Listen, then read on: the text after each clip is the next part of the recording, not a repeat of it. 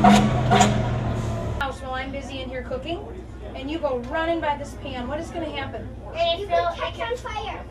And what is it going to do? It can fall off, and when it was burnt, when there's like fire from the ground, and it could start a fire. Your floor can go right up here, up the stairs through that. Whatever I'm cooking in here is going to be hot, isn't it?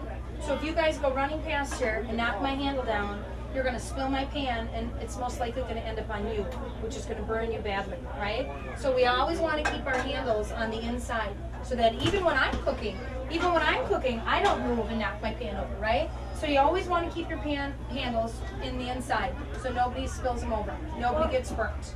The smoke always goes up, okay? Because you see all the smoke in here, you guys can kind of smell it. Okay, now if you come down near the ground here, come down near the ground with me. Come on down near the ground. It's really hot. Do you smell it down here? No. See? I don't smell any smoke down here. Okay, so what do you call? Who do you call? And what do you call when you have a fire in your house? 911. 911. All right. And what do you tell them? Oh, that your house is on fire. Yeah, but what do you get? You got to give them something. Oh, and you need what caught on fire and how bad is it? And where do you live? And where do you live? You got to give them your address, right? And if anybody's home, you try to get them outside. And everybody outside in a meeting place. Okay. And what do you say when the fire trucks show up? Everybody's out. Okay? Tell them everybody's out.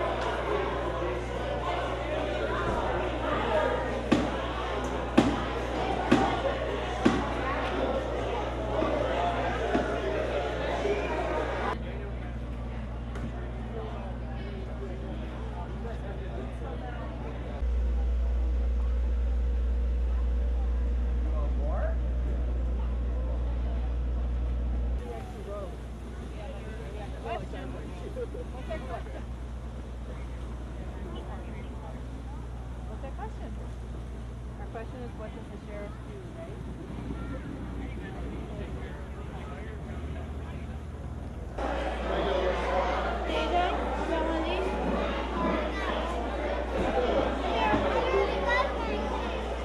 Okay, no, but this is a different one.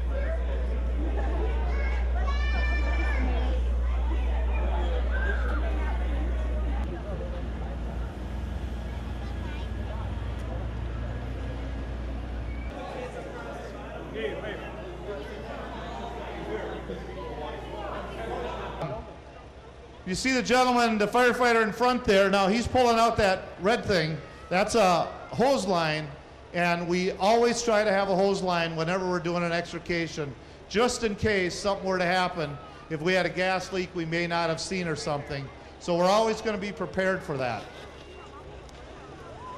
And the officer that's opened the hood there now, he's going to disconnect the power, and that's going to relieve any kind of, also eliminate any kind of a hazards from the battery.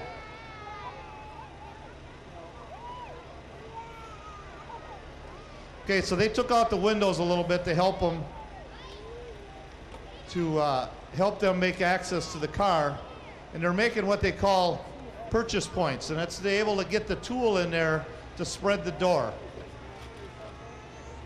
It's never easy, and it's never easy when there's 1,000 people watching you either.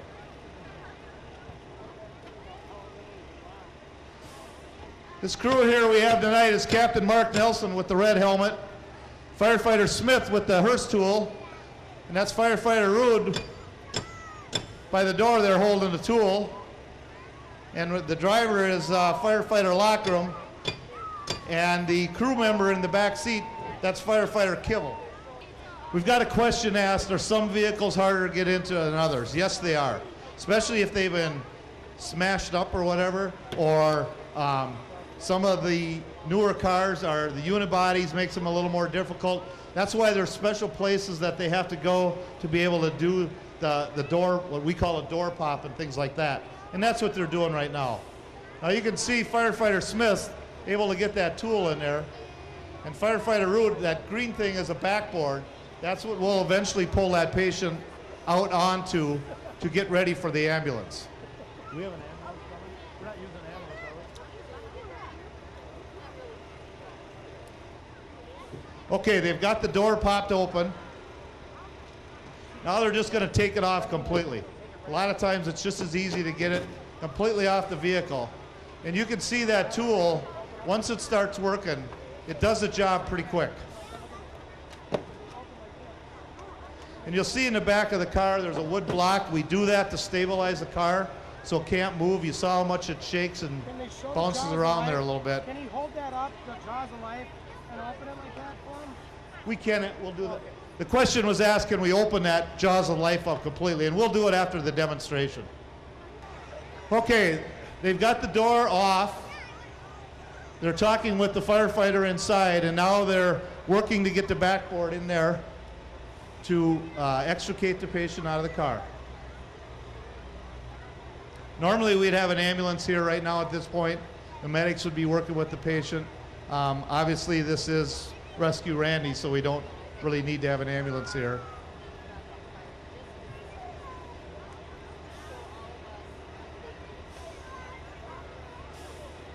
Now they'll bring them out. And they're going to carry him off. Watch the straps, guys. Not very safe they are tonight. Normally those straps would go around that patient so we wouldn't have to worry about that. So, all right, let's hear it for our extrication team.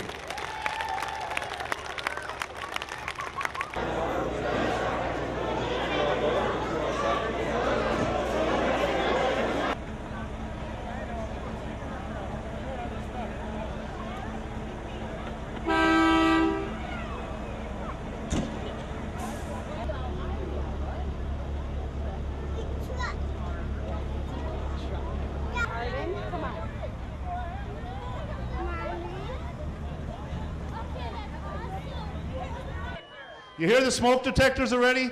See how fast they went off? That's the importance of having working smoke detectors in your house.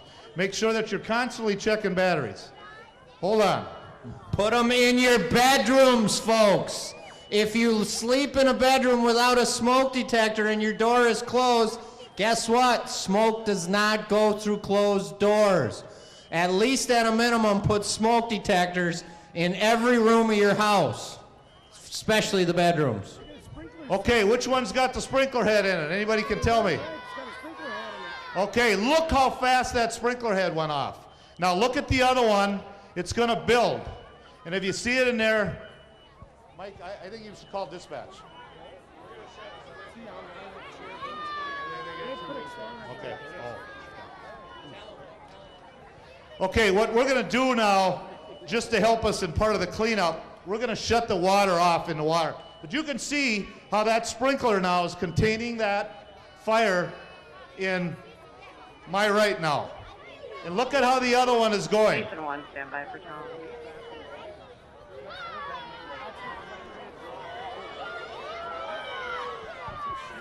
Okay, you see how fast the flames and the heavy black smoke. This is Park Station 1. This is a drill. This is a drill for a room fire.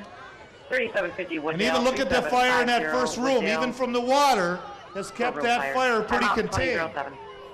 But now as the water's been shut off, it will start growing. Park Engine 2 received 3750 Wooddale. Okay, our fire engine's been paged, and they should be on their way. And now they're going to come in.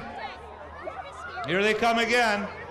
And they're going to come in the same way they did before. There's going to be an officer in the truck that's going to be in charge of this. You guys feel that heat in the front rows here?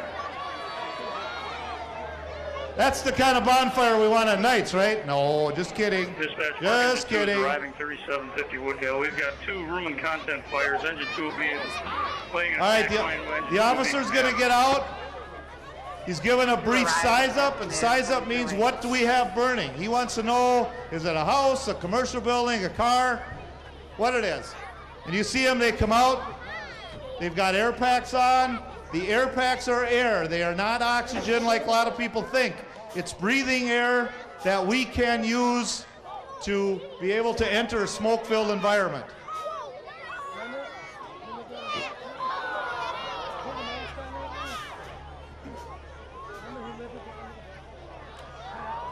Okay, they're stretching the hose out. The hose has to be stretched out Otherwise it gets kinks in it and can actually restrict the flow of water. So they're stretching it out. We got firefighter Jason Saba, and we got Captain Nelson as the officer.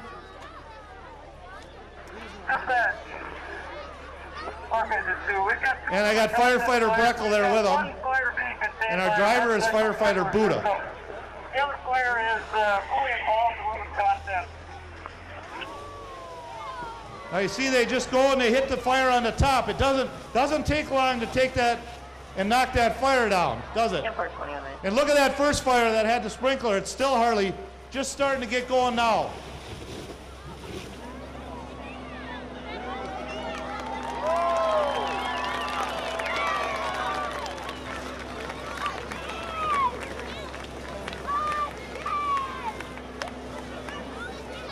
Now what they're doing now is what we call overhaul. We're going to go in and we're going to make sure that the fire's out, nothing can restart, like that one just did. So they're going to make sure that they put everything out.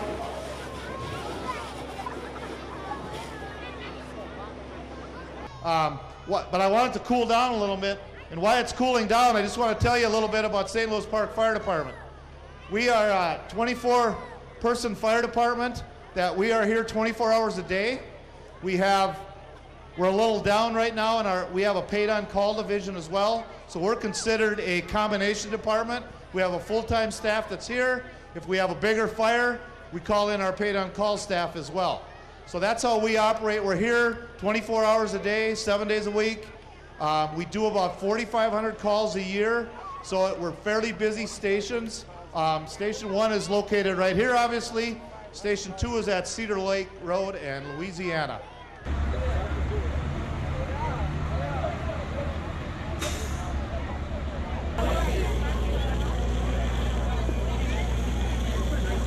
Look at mommy. Guys, cheese. Menachem, look at mommy.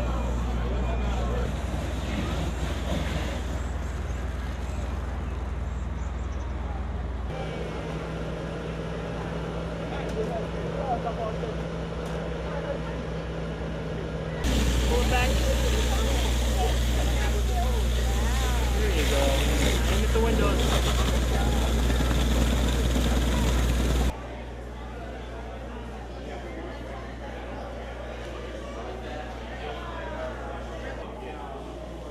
And I wouldn't